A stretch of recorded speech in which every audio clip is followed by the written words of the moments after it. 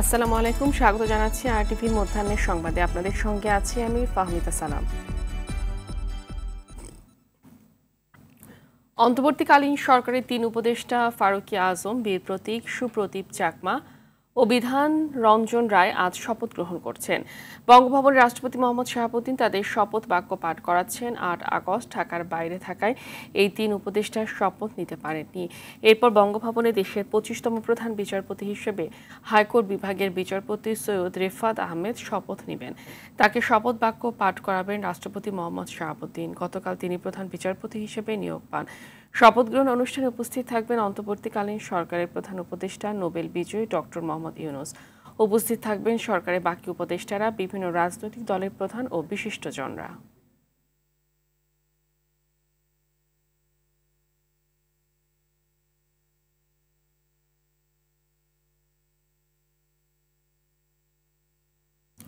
দেশের ৬৩৯টি থানার মধ্যে ৫৩৮টিতে ফের কার্যক্রম শুরু হয়েছে। শনিবার বিকেল ৩টা পর্যন্ত এ থানাগুলোর কার্যক্রম শুরু হয়। শনিবার বিকেলে পুলিশ সদর দপ্তর থেকে এক সংবাদ বিজ্ঞপ্তিতে এ তথ্য জানানো হয়েছে। বিজ্ঞপ্তিতে বলা হয়েছে, মহানগরের ১১০টি থানার মধ্যে ৮৪টি এবং জেলার ৫২৯টি থানার মধ্যে ৪৫৪টি থানার কার্যক্রম শুরু হয়েছে।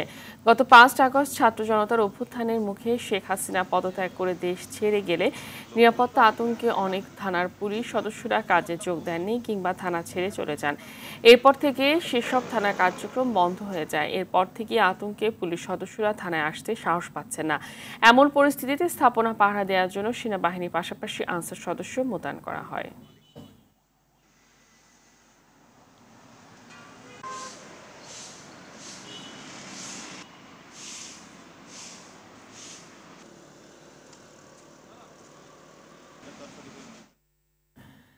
দর্শক, থানা কার্যক্রম শুরুর বিষয়ে জানাতে কালিয়াকৈর থেকে সরাসরি যুক্ত হচ্ছেন আমাদের সহকর্মী কামাল হোসেন বিপ্লব। বিপ্লব, সেবা প্রত্যাশীরা কি থানায় আসছেন কিনা, এই বিষয়ে কি তথ্য আছে আপনার কাছে জানাবেন? জি ফাহমিদা, আপনি জানেন যে সারা বাংলাদেশে যে বৈষম্য কোটা আন্দোলন হয়েছে, সেই আন্দোলনে গত ৪ই আগস্ট এই কালিয়াকুরে কিন্তু যে ছাত্র যে আন্দোলনে, সেই আন্দোলনে উপজেলা চত্বরে কিন্তু ভাঙচুর বা বিভিন্ন অগ্নিসংযোগের ঘটনা ঘটেছে। তার ফলে গত ৪ই আগস্ট রাতে পুলিশের সাথে কিন্তু দফায় দফায় সংঘর্ষের ঘটনা ঘটে, যার ফলে রাতেই কিন্তু এই পুলিশের কালিয়াকৈর থানার যে পুলিশ কর্মকর্তারা রয়েছে সেগুলো কিন্তু হেডকোয়ার্টারে নিয়ে যাওয়া হয়েছে। তারপরের থেকে আজকে কিন্তু ৪ই আগস্ট রাতের থেকে আজকে ১১ তারিখ পর্যন্ত কিন্তু এই থানার কার্যক্রম বন্ধ রয়েছে। আপনারা জানেন সারা বাংলাদেশে ৬৩৯টি থানা রয়েছে, ৫৩৮টি থানায় এরই মধ্যে কিন্তু কার্যক্রম শুরু হয়েছে। তবে সেবাকারীরা যে সেবা নিতে আসছেন এলাকার জনগণ, তারা কিন্তু এখান থেকে ঘুরে যাচ্ছেন এবং পুলিশকে না পেয়ে তারা চলে যাচ্ছেন। তারা বলছেন যে আসলে পুলিশ ছাড়া এই দেশের সেবা আশা করা সম্ভব নয়। তবে আমি নির্বাহী কর্মকর্তার সাথে কথা বলেছি, তিনি জানিয়েছেন যে আজকের মধ্যেই এই কালিয়াকৈর থানার যে কর্মরত পুলিশ সদস্য রয়েছে তারা কিন্তু এখানে এসে পৌঁছাবেন এবং এখানে কার্যক্রম তারা শুরু করবেন। জি ফাহমিদা, এই ছিল কালিয়াকৈর থানার সর্বশেষ খবর। জি, ধন্যবাদ আপনাকে। ট্রাফিক পুলিশ শূন্য বাংলাদেশ সড়কে ট্রাফিক পুলিশের দায়িত্ব পালন করছে শিক্ষার্থীরা। দেশের সংকটে তাদের সাথে যোগ দিয়েছে আনসার বাহিনী, স্কাউট, রোভার স্কাউট সহ সাধারণ মানুষ। কোনো রকম দক্ষতা না থাকা সত্ত্বেও দারুণভাবে ঢাকা ট্রাফিক নিয়ন্ত্রণ করছেন তারা। এতে নিয়ম মেনে যানবাহন চালকরাও সহযোগিতা করছেন তাদের। আজ থেকে স্কুল কলেজ নয়, শুধু বিশ্ববিদ্যালয়ের শিক্ষার্থীরা ট্রাফিকের কাজ করছে বলে জানান দায়িত্বরত শিক্ষার্থীরা।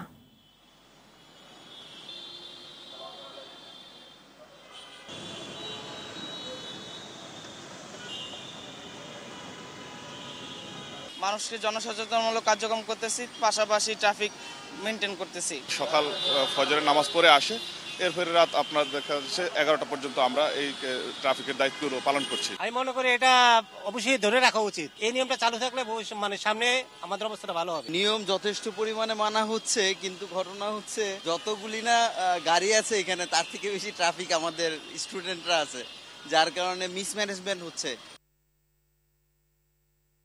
দর্শক, এই মুহূর্তে সিদ্ধেশ্বরী থেকে যোগ দিচ্ছেন সহকর্মী সাকিবুর রহমান। সাকিব, রাজধানীতে যানজট আছে কিনা, শিক্ষার্থীরা ট্রাফিক ব্যবস্থা কেমনভাবে নিয়ন্ত্রণ করছেন, কি বলছেন সাধারণ জনগণ, সব মিলে বিস্তারিত জানাবেন।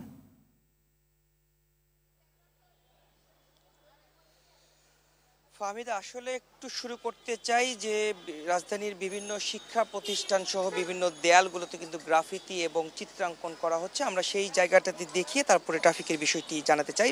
রাজধানী সহ আমরা দেখছি যে বিভিন্ন জায়গাতেই কিন্তু বিভিন্ন ধরনের প্রতিবাদী কথা, বিভিন্ন ধরনের ছবি আঁকাচ্ছে শিক্ষার্থীরা। বিভিন্ন স্কুল, কলেজ, বিশ্ববিদ্যালয়ের শিক্ষার্থীরা তাদের যে প্রতিষ্ঠানের দেয়ালগুলো রয়েছে সেখানে আন্দোলনের সময় বা পরবর্তীতে বিভিন্নভাবে সেগুলোতে আজে বাজে কথা লেখা হয়েছিল, সেগুলোকে মিশিয়ে তারা রং তুলির আঁচড়ে কিন্তু সুন্দর করে সেগুলোকে সাজিয়ে তুলছেন, প্রতিবাদী কথা তুলছেন। এই আন্দোলনের সময় যারা জড়িত ছিলেন, এছাড়াও সংঘর্ষে যারা নিহত হয়েছে সেই বিষয়গুলো কিন্তু ফুটিয়ে তুলছেন। এছাড়াও বিভিন্ন সময়ে যারা বিভিন্ন অন্যায়ের বিরুদ্ধে কথা বলতে নির্যাতন হয়েছেন তাদের বিষয়টিও আমরা দেখেছি। বিশেষ করে যদি বলি বুয়েটের শিক্ষার্থী আবরার ফাহাদ, সেই আবরার ফাহাদের চিত্র কিন্তু দেয়ালগুলোতে উঠে এসেছে।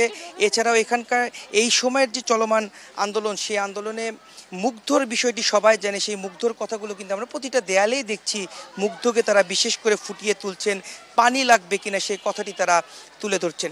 এছাড়াও আমরা দেখেছি যে রাজধানীর বিভিন্ন রাস্তাগুলোতে কিন্তু ট্রাফিকের দায়িত্বে এখনও শিক্ষার্থীরা রয়েছেন। তবে যারা শিক্ষার্থী রয়েছেন তারা আমাদের কাছে বলেছেন যে বিশ্ববিদ্যালয়ের শিক্ষার্থীরা শুধুমাত্র এখন ট্রাফিকের দায়িত্ব তারা পালন করতে চান। স্কুল কলেজে যে সকল শিক্ষার্থী রয়েছে তাদেরকে এই সকল যে অন্যান্য কাজগুলো রয়েছে রাষ্ট্র সংস্কারের জন্য সে সকল কাজে তারা তাদেরকে নিয়োজিত রাখতে চান।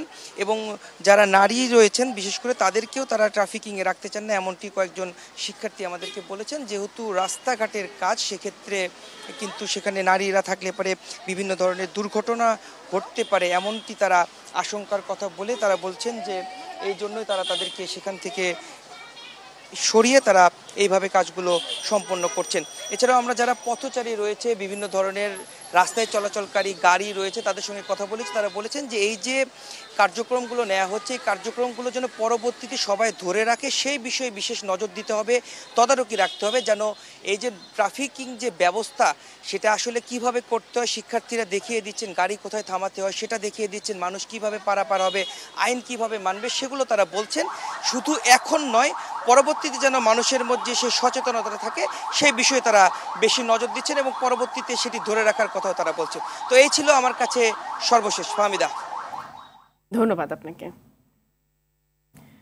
গোপালগঞ্জের সদর উপজেলার গোপীনাথপুরে বিক্ষোভকারীরা ধারালো অস্ত্র দিয়ে সেনা টহল দলের উপর হামলা করেছে। এতে টহল দলের ৩ জন অফিসার, 1 জন জুনিয়র কমিশন অফিসার ও 5 সেনা সদস্য আহত হয়। রাতে আন্তঃবাহিনী জনসংযোগ পরিদপ্তর আইএসপিআর এক সংবাদ বিজ্ঞপ্তিতে এ তথ্য জানায়। আইএসপিআর জানায় বিক্ষোভকারীরা গোপালগঞ্জ ঢাকা মহাসড়ক অবরোধ করে রাখলে প্রাথমিকভাবে পরিস্থিতি নিয়ন্ত্রণে সেনাবাহিনীর 2টি টহল টিম সেখানে যায়। এই সময় উত্তেজিত বিক্ষোভকারীরা টহল দলের উপর ইট পাটকেল ছুড়ে ও দেশীয় অস্ত্র দিয়ে আঘাত করে। এছাড়া সেনাবাহিনীর একটি গাড়ি পুড়িয়ে দেয় ও 2টি গাড়ি ভাঙচুর করে। পরে পরিস্থিতি নিয়ন্ত্রণে 4 রাউন্ড অ্যামুনিশন ফায়ার করে সেনাবাহিনী। ঘটনাস্থলে অতিরিক্ত সেনা মোতায়েনের কথা জানায় আইএসপিআর। সংস্কারের অভাবে মৌলভীবাজারের কমলগঞ্জ থেকে ইসলামপুর পর্যন্ত 5 কিলোমিটার সড়কটি যান চলাচলের অনুপযোগী হয়ে পড়েছে। বন্যার পানিতে সড়কের কোথাও বড় গর্ত, ইট সুরকি উঠে গিয়ে খানাখন্দে ভরে গেছে। ফলে যানবাহন চলাচল করছে ঝুঁকি নিয়ে। এতে বিপাকে পড়তে হচ্ছে স্কুল কলেজগামী শিক্ষার্থী, চাকুরিজীবী, ব্যবসায়ীদের। অবশ্য সমাধানের আশ্বাস দিলেন এলজিইডির নির্বাহী প্রকৌশলী। মৌলভীবাজার থেকে চৌধুরী ভাস্কর হোমের প্রতিবেদন, জানাচ্ছেন রেজওয়ান শরীফ। দেশের পর্যটন সমৃদ্ধ জেলার মধ্যে মৌলভীবাজারের কমলগঞ্জ উপজেলা অন্যতম। এখানে রয়েছে জীববৈচিত্র্যের সমাহার, লাওয়াছড়া জাতীয় উদ্যান, দৃষ্টিনন্দন হামহাম জলপ্রপাত, চা বাগান সহ নানা স্থাপনা। প্রতি বছর দেশ বিদেশের হাজারো পর্যটকের আগমন হয় এখানে। ফলে দেশের অর্থনীতিতে বিশেষ ভূমিকা রাখছে এই উপজেলাটি। গেল কয়েক বছর সংস্কার না হওয়ায় এই উপজেলার আদমপুর ইসলামপুর সড়কের 5 কিলোমিটার অংশ চলাচলের অনুপযোগী হয়ে পড়েছে। প্রায়ই দুর্ঘটনায় হতাহত হচ্ছে মানুষ, বিকল হচ্ছে যানবাহন। ফলে 3টি ইউনিয়নের প্রায় অর্ধশত গ্রামের লক্ষাধিক মানুষকে চরম ভোগান্তি পোহাতে হচ্ছে। বেহাল অবস্থা। এখানে যাতায়াতের ক্ষেত্রে অনেকের বিভিন্ন ধরনের প্রবলেম সৃষ্টি হইতেছে, বিশেষ করে যারা টমটম সিএনজিতে যাচ্ছে বা মোটরসাইকেলে, বয়স্ক লোক যারা। মানুষের তো অনেক তো রোগী আছে না, রোগীগুলো হয়ে গেলে মানুষের বহুত কষ্ট হয়। আমাদের গাড়িরও সমস্যা হয়, প্যাসেঞ্জারের সমস্যা হয়, এটা নিয়ে আমরা বহুত ভুক্তভোগী। 2021-22 অর্থ বছরে সড়কটি সংস্কারের উদ্যোগ নেয় স্থানীয় সরকার প্রকৌশল বিভাগ, কিন্তু ঠিকাদারের গাফিলতির কারণে কাজটি না হওয়ায় 2022-23 অর্থ বছরে পুনরায় টেন্ডার আহ্বান করে এলজিইডি। দীর্ঘদিন পার হলেও এখনও কাজই শুরু হয়নি। ভোগান্তি লাঘবে দ্রুত সংস্কারের দাবি জানালেন স্থানীয় ইউপি চেয়ারম্যান।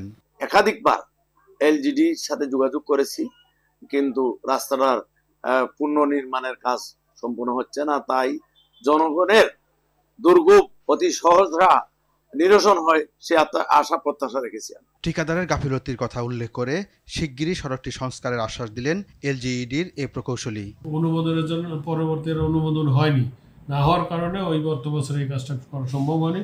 এই বছরে আমরা আবার নতুনভাবে এই প্রোগ্রামটা নিয়েছি, হয়তো আগামী 6 মাসের মধ্যে আমরা রাস্তা মেরামত করব। পর্যটন শিল্পের প্রসারে সড়কটি দ্রুত সংস্কার করা হবে, এমনটাই চাওয়া স্থানীয়দের। রেজওয়ান শরীফ, RTV। আন্তর্জাতিক সংবাদ। বাংলাদেশের সহিংসতা বন্ধে এবং আরও সংযম হওয়ার বিষয়ে নেওয়া যে কোনো পদক্ষেপকে স্বাগত জানিয়েছে জাতিসংঘ।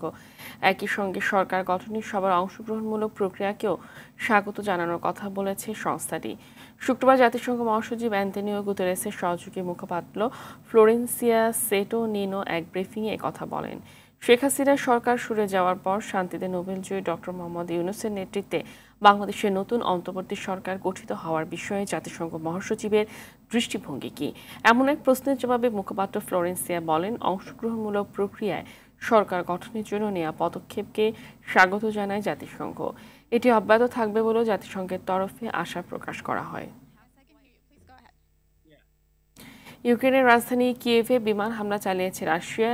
এ সময় শহরটিতে বিস্ফোরণের শব্দ শোনা যায়, তবে তাৎক্ষণিকভাবে ক্ষয়ক্ষতি বা হতাহতের খবর পাওয়া যায়নি। দেশটির কর্মকর্তারা বলছেন, রাশিয়ার হামলা মোকাবেলায় সক্রিয় রয়েছে ইউক্রেনীয় আকাশ প্রতিরক্ষা ব্যবস্থা। প্রত্যক্ষদর্শীরা বলছেন, এদিন অন্তত 2টি বিস্ফোরণের শব্দ শুনেছেন তারা, যেগুলোকে আকাশ প্রতিরক্ষা ইউনিটের হামলা প্রতিরোধের শব্দের মতো শোনাচ্ছিল।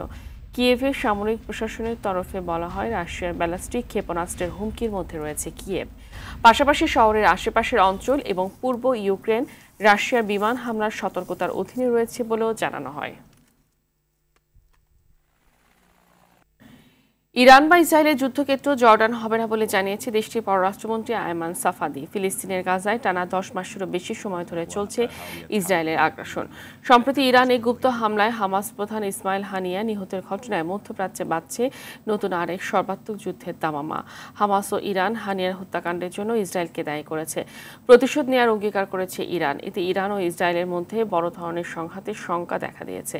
এই অবস্থায় ইরান ও ইসরায়েলের প্রতি হুঁশিয়ারি উচ্চারণ করেছে জর্ডান। এদিকে গাজার স্কুলে ক্ষেপণাস্ত্র হামলায় শতাধিক মানুষ নিহত হওয়ার পর দক্ষিণ গাজার বাসিন্দাদের স্থান ত্যাগের নির্দেশ দিয়েছে ইসরায়েল।